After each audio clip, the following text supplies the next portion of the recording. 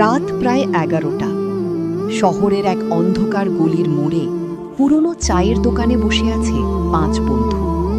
আরিয়ান, মামুন, সানাউল্লাহ, রায়হান আর আয়ুব নবী। হাতে সিগারেট, সামনে ঠান্ডা চা। তাদের হাসি ঠাট্টার মাঝে একটা অদ্ভুত শূন্যতা। মামুন ধোঁয়া ছেড়ে বলল, জীবনে আর কি আছে বল, নেশা না করলে মাথা ঠিক থাকে না। আরিয়ান হেসে বলল, আমরা তো এখন রাতের রাজা। হঠাৎ পাশ দিয়ে একটা ছোট ছেলে স্কুল ব্যাগ কাঁধে নিয়ে বাবার হাত ধরে যাচ্ছিল। ছেলেটা তাকিয়ে বলল, আব্বু, ওরা এখানে প্রতিদিন বসে কেন?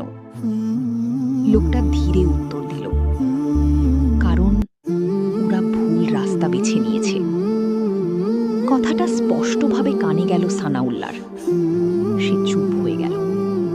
কিছুক্ষণ পর নিচের দিকে তাকিয়ে বলল, জানিস, আম্মু আজও আমার জন্য অপেক্ষা করে। আমি বাসায় ফিরলেই দরজা খুলে।